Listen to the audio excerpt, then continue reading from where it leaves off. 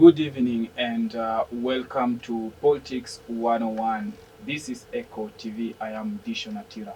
Today we are very privileged to have two guests, Mr.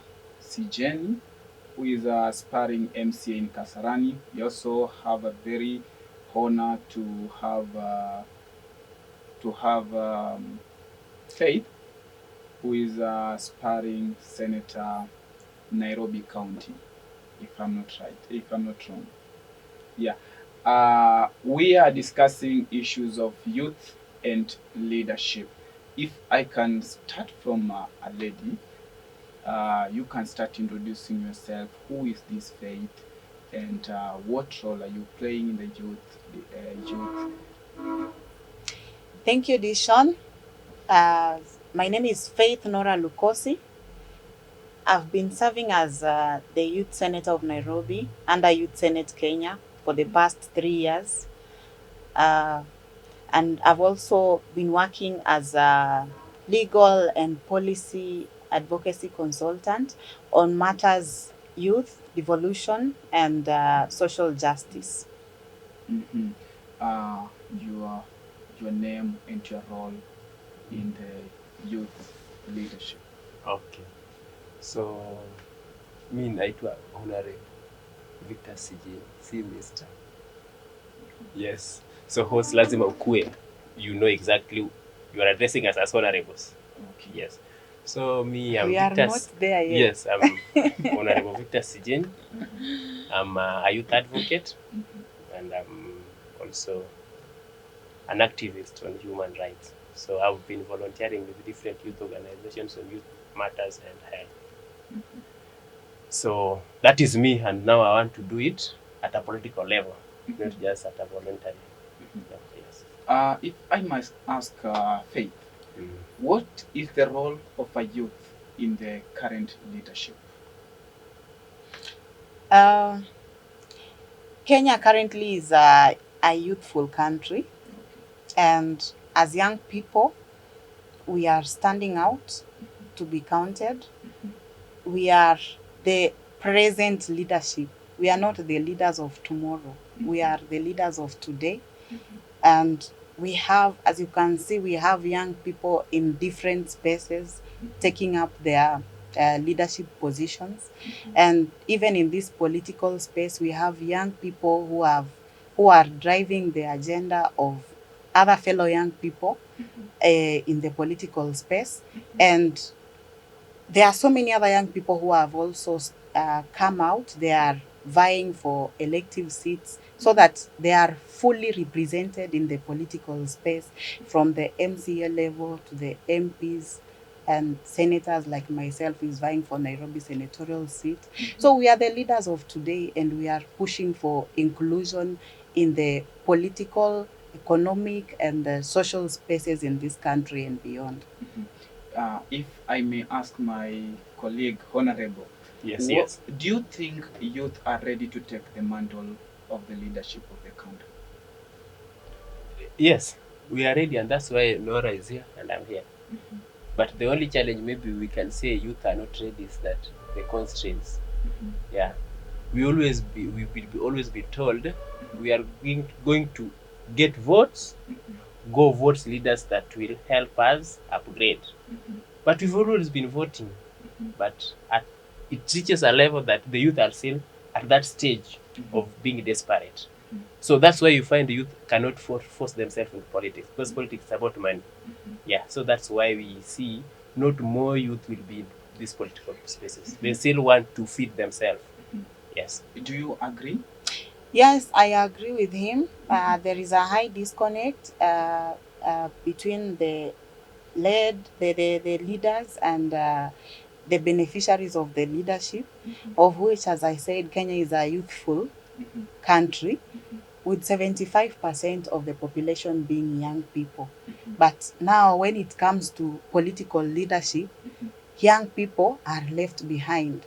And that is a gap that we really need to ensure that it is sealed. Because if the people who are taking up the leadership positions do not represent the youthful masses, then we are heading nowhere as a country, because we need more young people into these political spaces to represent the interests of the fellow young people. And I'm just happy that we have come out strongly, because as Victor has said, the main challenge that we have, very many challenges climbing in the political structures. Now that Kenya is Kenyan politics is based on party affiliations, but it is quite hard even for young people to maneuver in the party structures because of finances, and because in our party structures it is all about connections. Who do you know? So it is hard in that respect, but I love the fact that we have so many movements that are coming up of young people. Like for young people from Western region, we have established Magharibi Youth Movement for us to lobby as a team for the interest of the young people from Magharibi region and for the interest of the people of Western region. And there are so many other such kind of movements that are coming up. So I feel that there is hope, but we have a lot to do, and we just hope that the parties could be more inclusive of young people who are stepping up to take leadership positions. Okay. You've said that you come from National Youth Council. I don't come from National Youth Council. I come from Youth Senate Kenya, but I've been consulting for National Youth Council on matters policy and advocacy. Okay. My question is, what is the role of National Youth Council when it comes to politics in Kenya? Well, National Youth Council is like the official youth representative body for across the country.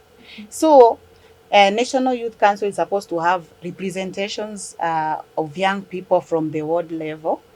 It's supposed to have delegates, like 6 delegates at the ward level, then 2 delegates at the constituency level, 2 at the county level. Then the county delegates are supposed to elect the regional council members to represent young people across the country on matters policy and the projects that are being implemented by the county and national government. But we've been having a challenge since National Youth Council came into effect. Since the enactment of the National Youth Council Act of 2007, of 2009, it has not really made such a big impact. But when Waziri John Musheru came in to took up the position of youth cabinet secretary, he has really been trying so much to find ways of strengthening the National Youth Council. And I'm happy to also to share with my fellow young people that there are elections that are coming up for the council. That is in March. And young people are organizing themselves from the ward level. This is the only youth representative body for the young people. So I would urge young people who are interested in joining the National Youth Council. Right now, it is time for you to organize your arsenal. It is time for you to plan and work with the fellow delegates from the ward level, because the elections will start from the ward level. Okay. Yeah. Maybe for you, you said to be referred as honorable. Yes. Yes, you've been in National Youth Council, and also you've been in politics, active politics, right? Yes. For some few years I've known you. Yes. What are the policies at the national youth level you've made so that to ensure that youth are transferring to the leadership of this country?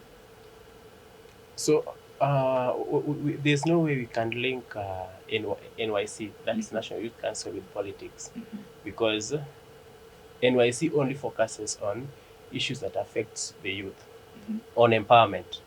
So what you are going to do with whatever empowerment you get from NYC, it is with you. So whether you want to be a politician after getting empowerment, it is your wish. When you want to even do business with empowerment, it is you. If you want to marry 10 women with that empowerment, it is with you. But when it comes now to talk about the politics, and maybe if the youth would wish to see if politics can upgrade them, at the, whatever level they are, it is a thing we can still discuss. Yeah, because it is the youth who now think, if I go this way, I can achieve my dreams. Yeah. Faith, if I come back to you, you say that you you are championing about the youth, national youth championing about youth, right? Yes. And youth are currently, according to the IBC, because we need to vote for you people, youth, to get to that positions. And according to the IBC, there is a low turnout to the youth. Do you think it is ironical to say that youth are ready to take the mantle of this country when they are not registering as voters? We cannot use the voter turnout as a measurement of whether youth are ready for leadership or not. The challenge that has been affecting young people in this country is exclusion from that leadership. As I said earlier, there is a disconnect between those who are led and the leaders.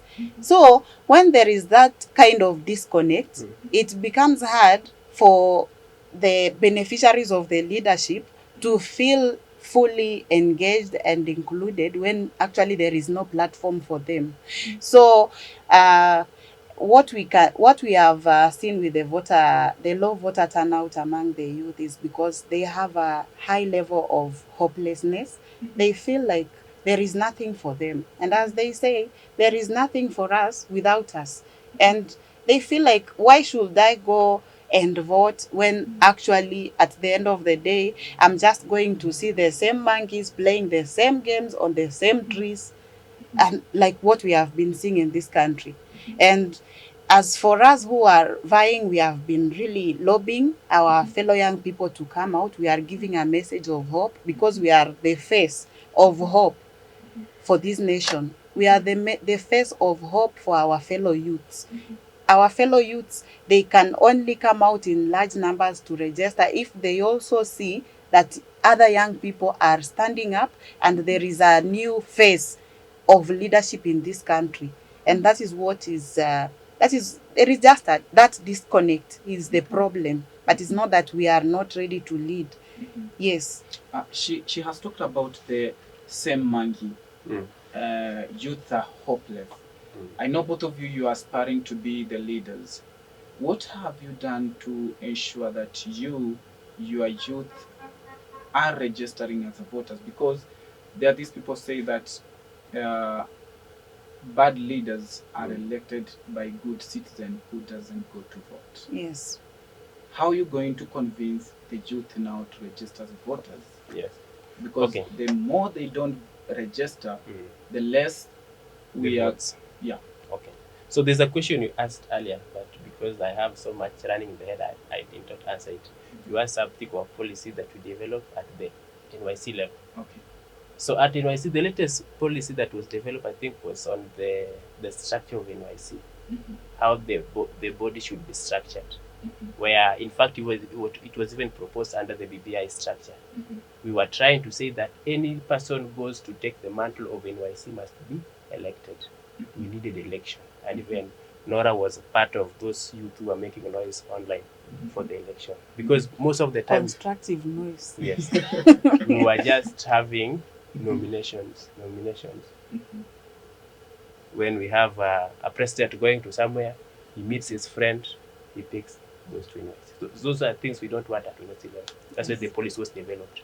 In fact, we even had some demonstration in town until Parliament, and all youth MPs came out to support, and they took the document. So up to now, we think it is in the process. Yeah. That actually can add on the policy. The bill that Honorable Gideon Keter brought in Parliament is still there. But you know that bill was actually, it was not progressive. It's the opposite of progressive. It was not progressive. It was retrogressive because Keter's bill is the one that proposes selection and not election. And it is good that Waziri has come out very fast and strongly to ensure that there is that elections are going to be done, because we don't want selection We don't want a selection process, as you have said. We want elections. Okay. And it is good that Waziri has come out strongly on that, and we are having elections. Okay. I'm actually vying Just- for the council chairperson. Yeah, just to finalize, because it was my point, I may correct her, because whoever says proposed the opposite of what the youth want is her leader. So I think she must check on her leader again. You must be very categorical when you say her leader. Yes. Yeah, you must be very specific. The head of her organization. But the fact that he is the president of Youth Senate Kenya, Yes. it doesn't mean that whatever decision he makes in parliament binds me. We are in Youth Senate to act as a team on matters youth. But when he moved the bill to parliament, that was him as a member of parliament, not as the president of Youth Senate Kenya. Okay. She has more things to add, because this is the another person appointed to represent the youth in parliament. But again, takes the opposite retroactive policies to the parliament. So she will still answer that. But now on my issue, on issues of votes. I also agree with you. On issues of votes and convincing the youth to have vote, because that's what Baba have been saying. What do you mean to Baba? Yes. Baba have been saying, tunataka bunduki yenye iko na risasi. Yes. Na tukasema, the only weapon or the bullet here is the vote.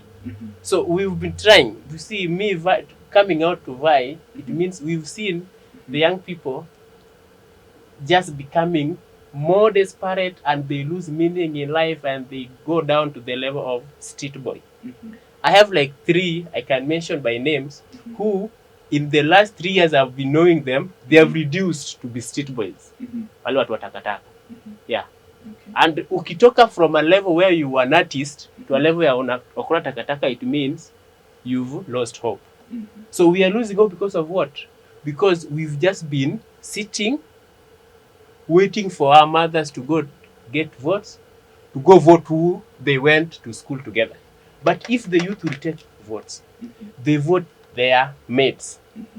It means we are going to upgrade from a certain level to another level. That's the only way we can use to promote and encourage the youth to take votes. Okay. He has just mentioned something very, very, it makes sense to me. It makes sense about the ODM. And I believe you people, both of you are coming from ODM. So and you're supporting the Raila Odinga candidature, Azimio la Umoja. Yes. Do you think supporting Raila Odinga as the president candidature is too also ironical to the leadership of youth? Why can't you, as a youth, endorse a person who is of the same, who is in the youth triangle to vie for the presidency, and yet you are supporting the ODM chief who is not in that bracket of youth? Do you think you are too big? You are making sense when you say youth are ready to take the mantle? Okay, Dishon. Yes. One thing I want to correct my friend Victor is that, as young people, we are not just going to let them not just vote for anyone because he's a young person. Let us move beyond age. Beyond in his hands is Raila Amolo Odinga. Maybe let me come to hear his. Let me just finish. Okay. Let me just finish. Okay. So, when we are talking about youth leadership, yes, for me, I am not vying for a seat, and I'm not seeking young people to support me simply because I'm a young person, and I don't have an agenda. I don't have the character. I don't have the interest of the people or at heart. That is why we are even having some confused elements in Parliament and Senate in the name of young people who don't understand the mandate in those legislative houses. So the best thing is for us to provide civic education to our fellow young people about the kind of leadership we need in this country, from the MCA level to the MP, to the Senate, governor, and presidential. Let us provide enough civic education and ensure that young people understand their role, their civic duty in this country, and the need for them to participate in the process and bring the right leadership to push for their agenda as young people. Okay, thank you. Let me come back to you on the same question, but that this time, do you think that you are supporting Raila Odinga just because of the sympathy you are having to him for the things he has done for this country? Yet there is a leader, a young leader, who can still have the Kenyans at heart and deliver the same thing that Raila wants to deliver to this country. Oh, that's good. I think our audience here, I think, are young people. Okay. Ama sivyo. Okay. True. So pia tunaweza mix unajua. Yeah, sure. Tunaweza ongea sheng kidogo. So Yes. kusema that kuna kijana, there's a young person who feels he can do better than what Baba's done. Then they should not wait to be presidents first. Wangeshajitokeza, wameanza kufanya kazi ya ground. Hata wangeshatupea something better than the evolution. So we still don't have that option. True. So right now, the only thing we are selling is that Baba anahitaji some last respect. Ingekuwa ayuko kwa kinyang'anyiro tungesema let's get somebody maybe big from Baba. But he's there. Going to disappoint? Yes. So if he's there na amekuwa pushing for the right things outside and he has that stamina to continue, then it means we need to move with him as he wishes. And that's why we are still under Baba. Yes, so yeah. Okay, if I might come back to you about the youth and the leadership, because we are discussing youth and leadership. What is the youth coming up in a unique way that the other generation that it's a revolution. Yes. Youth are doing the revolution that the other generation is not doing, that you think the youth are coming up and do it, the gap, the current gap, that you think youth can fill it? Okay, I think, I don't know if I've understood your question well. Maybe you can come again. What I really mean is that where is the gap that you think it is time for youth to lead this country and not the other generation? What is the other generation failing? Where are they failing that you think a youth will do it? Okay, for me, I just feel like a lot is just gone wrong in this country. Okay. All the way from the three arms of government, the judiciary, which to some extent is not that independent, to the legislature, which has misplaced priorities and does not understand its role of legislation and representation as well as oversight.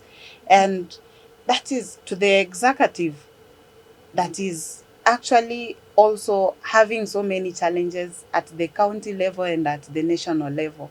And as I said earlier, we cannot really expect good or different results if we are having the same monkeys playing the same games on the same trees. So as if we really want to see change, then we need to see a new face of leadership in this country. And young people are there. We have young people who have potential. Myself, I have potential. I've done a lot of oversight role at the county level. I've been pushing for formulation of gender-sensitive policies at the county level and at the national level in partnership with the other advocacy partners. And we've done a lot in our capacity. I have proven record that I can deliver. And that is the same. I've worked with Victor in this space for quite some time. I knew him like 3 years ago. And he has been doing a lot of commendable work in this youth space.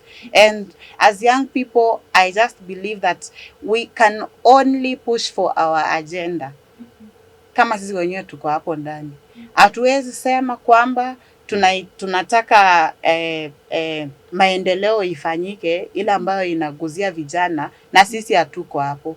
When it comes to the legislature, let us have as much representation as possible of young people who clearly understand the role that they play, that they understand that they are there to push for the interests of fellow young people. If we have the right people in Parliament and Senate, we will not have these challenges we are having of employment, of unemployment, healthcare issues. They are majorly affecting young people. When it comes to education, the large challenge, the big issues that are in the education sector is because we don't have young people who are fully represented in that in those sectors. Kama ni state corporations, ama ni senate, ama parliament, ama county assembly, the only way we can change this game is by having as much representation of young people, and not just young people, but young people who understand their role. Back to you, Honorable, like you said, refer to you, Honorable. I want to give you example of a developed country like United States. When you go to United States, that the leadership has been these old people, just the people that of good age, and you see that their politics and the kind of economic it is well. The young people has been preserved other jobs and other things. Do you think in Kenya we can also do that rather than involving our youth into politics? So we are only asking that the structures or the positions the youth are holding in government are very few. We need to be added others. The same way wamama pia wako hapa wanalea, wanataka positions zao ziongezwe, hata kama kitu wanafanya now. There's nothing they're doing in the positions, but we are saying waongezwe tu. That's what we are saying. Okay, yes. Let me. Can I add something? Okay, you can. Okay. You know, everything starts and ends on a political table. Everything is politics. We cannot delink politics from any kind of development in this country. Yeah. We cannot delink politics from any kind of challenges that are affecting this country. Yes.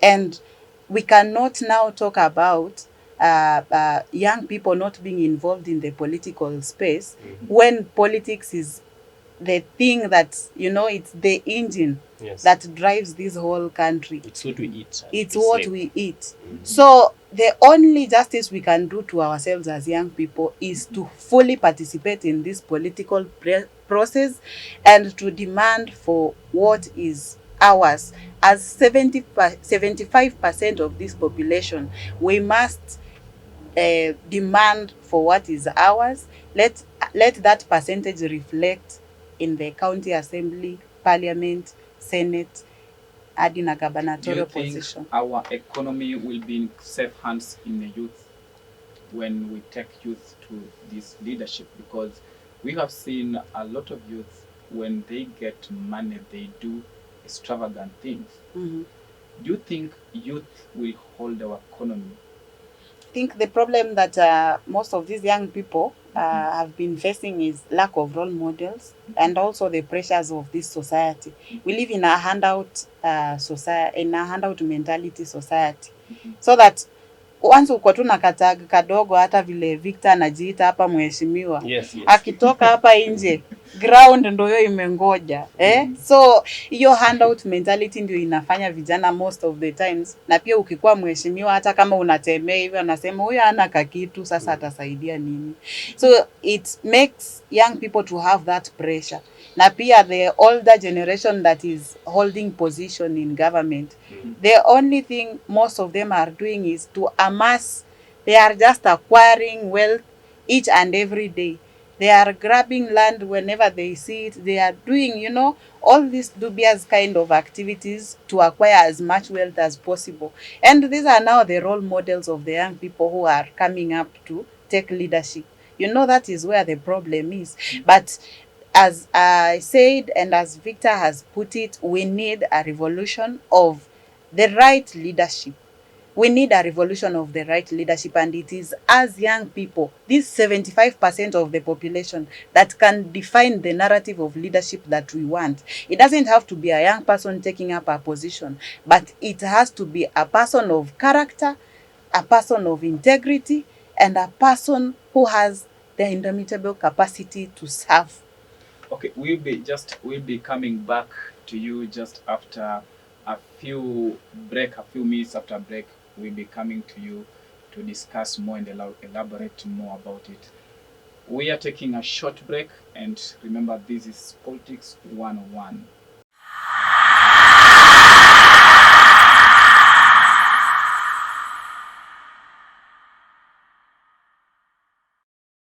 Welcome back to Politics 101, and this is Echo TV Kenya. Today, we are having a very good panelists who are young people, aspiring leaders of this nation, and we are discussing young youth and leadership. Back to you, Faith. You are aspiring as a leader in Nairobi County, Yes. and this is the first time you are coming into politics. Yes. Yeah. Why? How is your unique way to the politics as a young person? Okay. I never thought I could enter into politics actually. Like 3 years back when could discuss politics, I never thought that such a time could reach for me to aspire for a political seat. But as an advocacy champion, I've been working a lot on matters of social justice, devolution, and youth inclusion in governance and political processes. And I just feel that it is time for us to get into these political processes ourselves, so that we push for our spaces and to ensure that the interests of fellow young people are well catered for.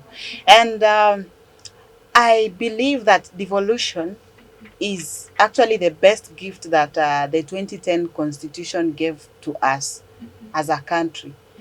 I'm a strong believer in devolution, and I want to play my part through the legislative oversight and representation role in the Senate.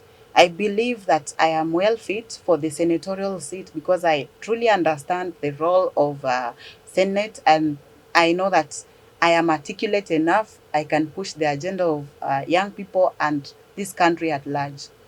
Maybe I'll come back to you for a follow-up question. Back to you. You've been in politics for some years, but now you have decided to go to the MCA seat. Why right now and not the other side, or when? Or maybe what maybe pushed me to go into politics is just situations of life. Situations of life are like we at school level we were just being taught how to be a mathematician, how to be a teacher, all that. But when you enter into life, things change. And now when you want to beat the situations that are at hand, you find you cannot apply what you are taught directly. So you find the immediate thing is being a leader. So you ask yourself, sasa kukua leader ndio kufanya nini? And the more you sit down to read into that, you find more people suffer behind you than even you yourself. So I just said, if leadership is the only way to solve my problems and others, then I better enter into that leadership. Because trying to put into practicality what I learned in school, haitatusaidia. Trying to be a physician in the village or in Nairobi here, no one will buy into that. So that's what pushed me to go into leadership, because mtu anakukujia na mahitaji, anataka usaidizi at hand. And you are seeing, sisi tushafundishwa, the only person you get help to directly are political leaders. And all these things, resources and everything are in the hands of politics. And that's what Nora said, that politics is what we eat, what we sleep, what we work. So you can't say that now you want to help somebody and do not get involved in politics. Because even if devolution is something good that has come down to the world level, it is still politicians that have it at hand. So that's what made me now to go into politics and say, if I need to solve somebody's problem, then let me try politics, such that these small issues around here, I can articulate at a leadership level, not just as somebody, an intermediary.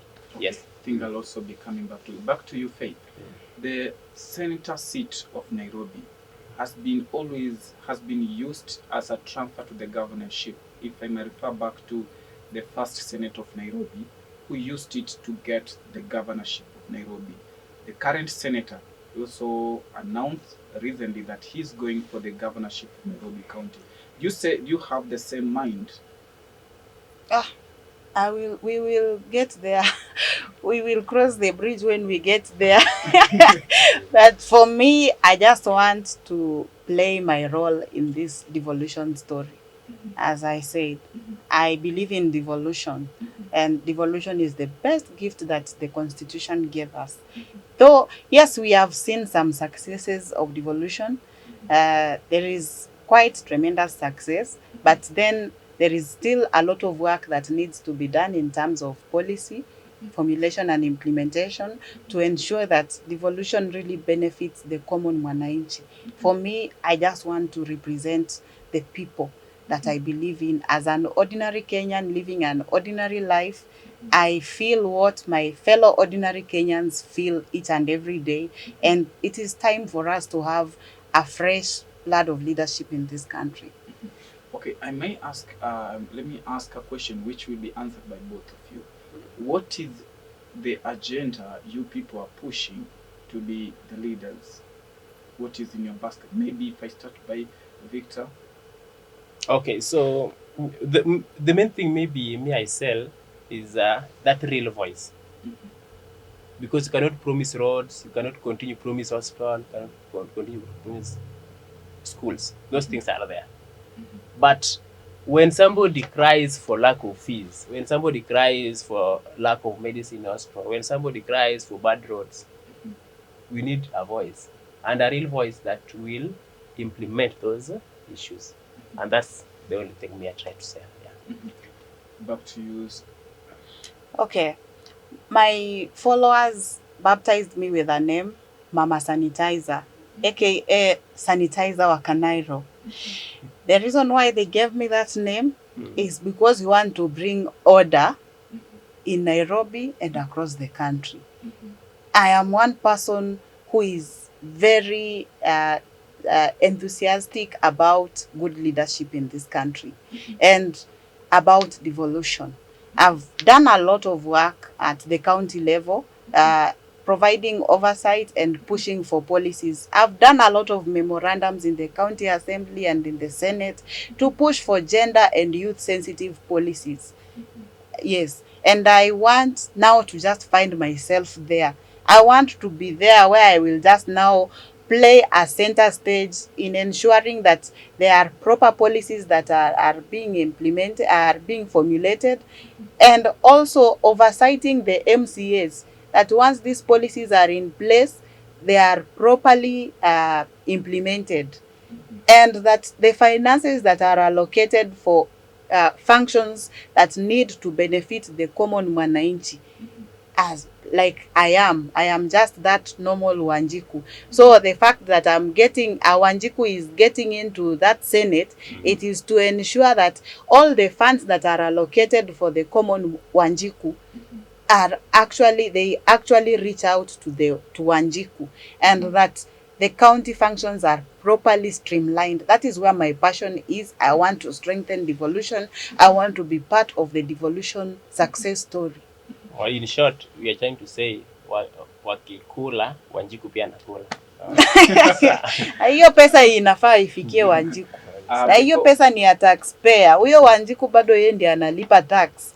Before we just summarize our show today, like we've been in a previous elections, we've seen youth being misused or being used to cause chaos and to cause chaos, especially after and before election. Yes. Today, the other day, like we've seen the DP tour in Kisumu was interfered by the youth, the same youth, yes, that we think they are ready to take the mantle of this country. Do you think we are heading somewhere as a youth?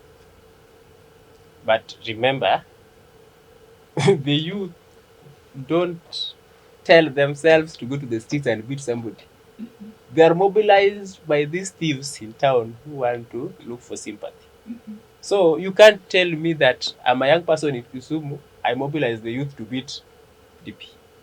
It is the same old people who want to contain their territories, who use us. And that's why now the young people have now said, we don't want to be used, to be no longer be the tools to be used. We are now out to be like, we want now to be the engineers now. Tumekuwa tukitumika sana. And that's why now we want to be into leadership. Yeah. Do you think so? I feel that what is affecting us, what has been affecting young people is this handout mentality.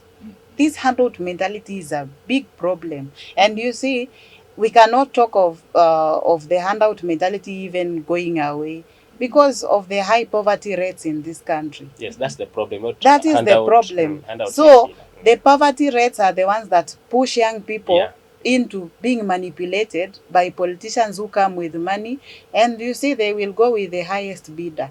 But what we need to do as leaders, we need to ensure that we provide proper civic education. It's only through civic education that these young people understand exactly the role of politics in poverty, in exacerbating the poverty rates in this country. Poverty is not a natural issue. It is a man-made problem. And it is only through civic education. Let us do whatever we can. I just urge the young people out there and the leaders, let us try as much as possible to provide civic education to our fellow young people so that they understand these roles. Sio za kudangoliwa 250 bob na so ama 1k, alafu unapea mtu kiti, then we end up suffering. It's like you are selling your soul for another 5 years of doom. Okay. Honorable. Yes, sir. Victor, what is your parting shot? Maybe you can look at the camera and say your last words to your people. Okay. So to wale watu wa Kasarani, yeah, I changed my aspiration area. So I was supposed to be vying at home, but I'm still reading the ground down there, the reactions. But currently I'm vying in Kasarani ward. So the only thing maybe I'll ask those people who may see this from Kasarani is that it is high time that Baba is going to State House, and he is going to State House may only work if we get vibrant leaders down here. But if we get fooled that once Baba in the State House, then any other Tom, Dick and Harry will get leadership and help us, it is something far from being true. So I only urge us tuchukue kura, tuweke yule mtu atatutembelea kwa ground for 5 years of being elected. Asante. To you, Faith. Thank you, Rishon. For me, to my people, I want to just tell you and remind you that good leadership is not based on age, it is not based on gender, party affiliation, or class, but it is about someone's passion, someone's readiness to serve the people. Let us look at leaders who are going to serve the interests of the people, but not the other way around, so that by 2022, we are going to have a new facelift in this country. And I am vying for the Nairobi senatorial seat. I am seeking for your support. I am hoping and believing that we will work together in this journey to ensure that we make devolution a success. Thank you. Thank you very much, our guest, for coming the show today. I want to appreciate you and wish you all the best in your future endeavors. To our viewers, thank you for keeping to Echo TV Kenya. This has been Politics 101, and we've been having a very wonderful youth leaders who are aspiring for leadership of this country. Keep in touch to Politics 101, and this is Echo TV Kenya.